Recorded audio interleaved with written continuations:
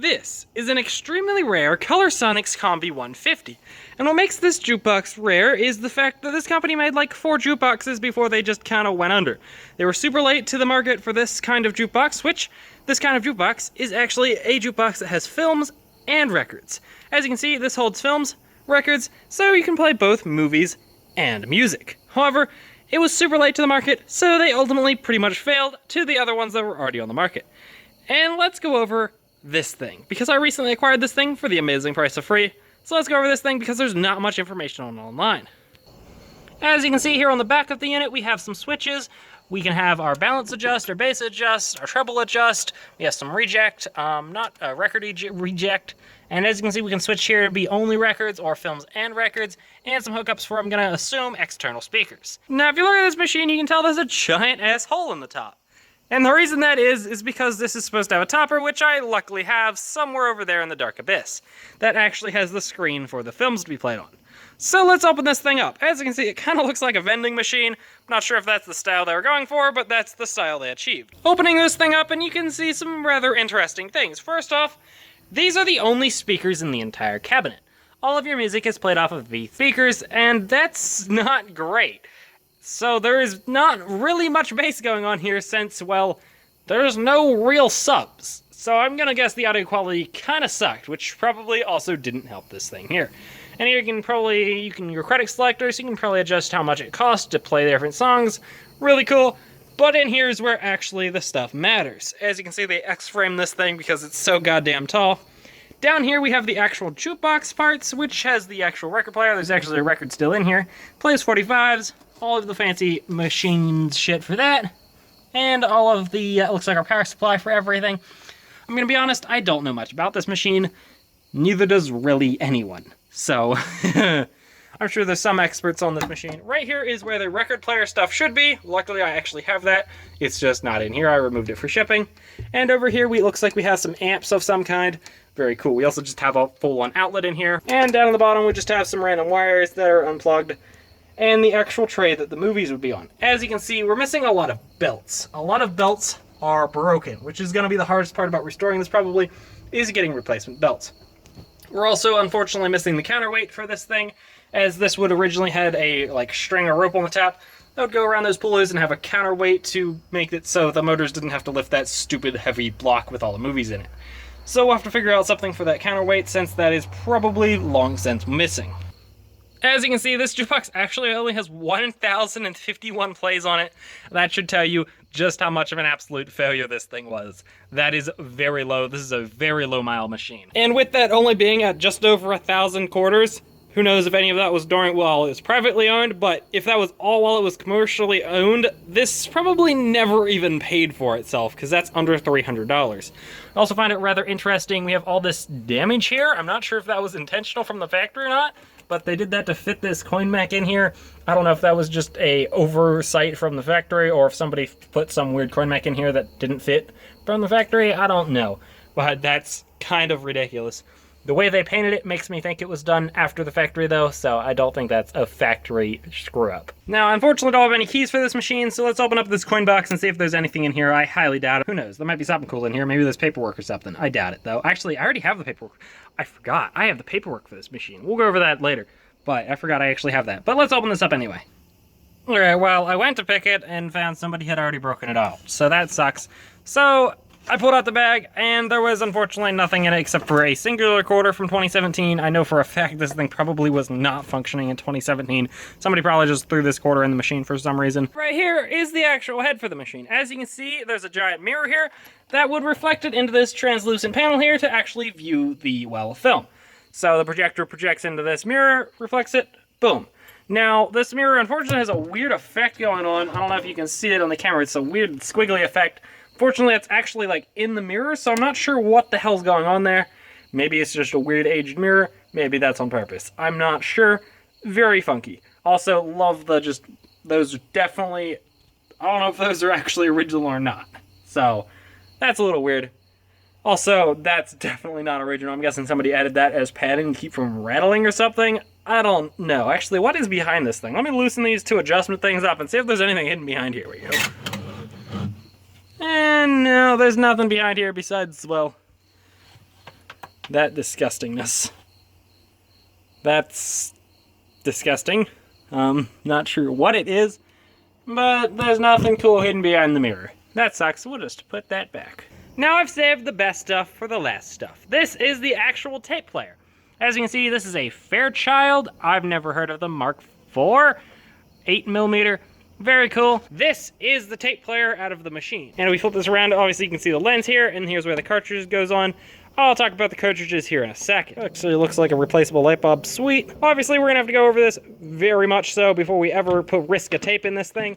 And there's a reason for that, which I'll go into right now. And here are those tapes. Luckily, I got 2 boxes of these, otherwise there'd be no chance I'd ever probably find any of these. As you can see, these are specific Color Sonic tapes. These are not just a generic tape. From what I've read, when these first came out, they had Paramount Studios make them some custom movies, which is interesting because none of these are backed up anywhere. I'm sure some of these are just generic movies, but I'm sure a few of these probably are not backed up anywhere. So we really need to get this thing working so we can play these things and hopefully back them up. Let's go through the tapes. Now I've already gone through all these and marked them all down, and there's actually a few on here that aren't actually anywhere that I can find online as being known, so that's super cool. As you can see, actually this one right here, The Whole World is one that is not on Wikipedia. That's super cool, that's awesome. Now, unfortunately some of these do have a little bit of damage. This one actually doesn't look too bad. Some of them have some deep scratches right there where it's open for who knows how many years.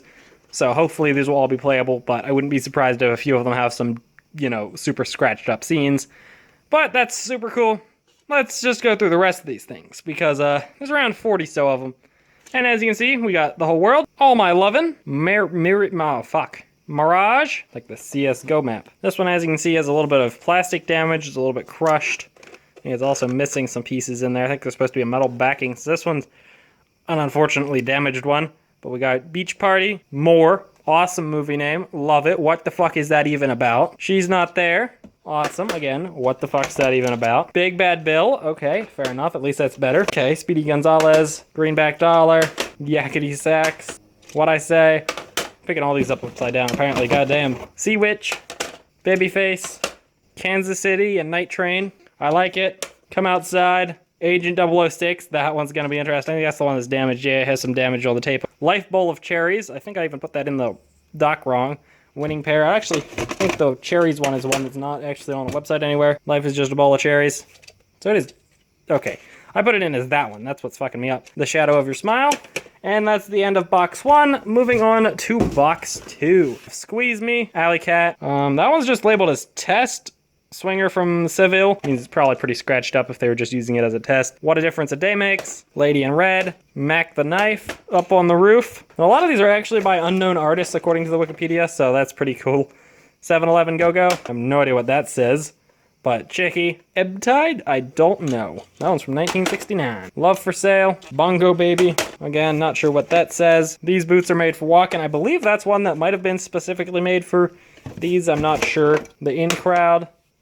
Also, again, think that might have been a specific one for this machine. The Shadow of Your Smile. I swear that's a double. I know one of these I have a double of, which is awesome because I can use that double to, you know, test the machine when I first get it repaired, just in case something fucks up.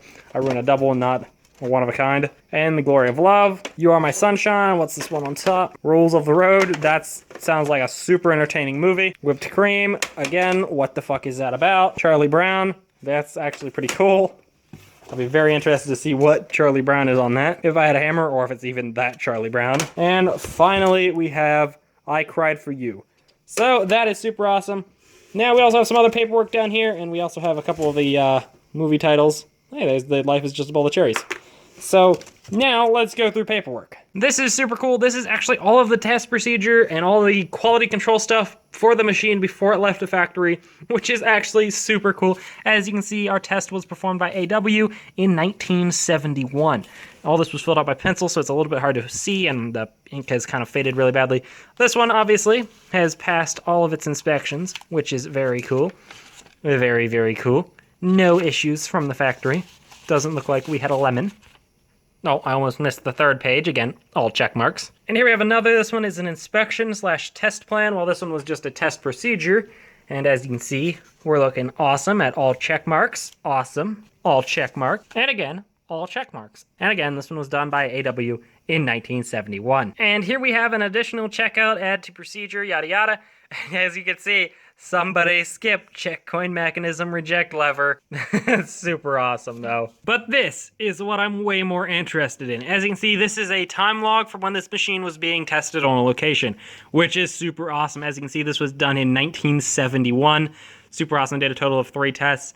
I'm not sure what WM counter stands for, work minutes or something, maybe, I don't know. As you can see, we have our start time and our stop time, reason for stop, total amount of time that it was on play for, and the total amount of plays.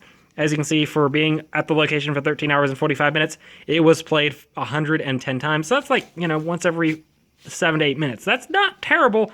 Down here, it actually was played once every 3 to 4 minutes. So honestly, that's not terrible, I don't think. Maybe it's awful, but I think that's actually not too bad. But also, this is a super awesome piece of paper to have. I think this is super cool. But that's not all. I have a little bit more paperwork for this machine. As you can see, I actually have some advertisements for it. These have the technical specifications and all that cool stuff.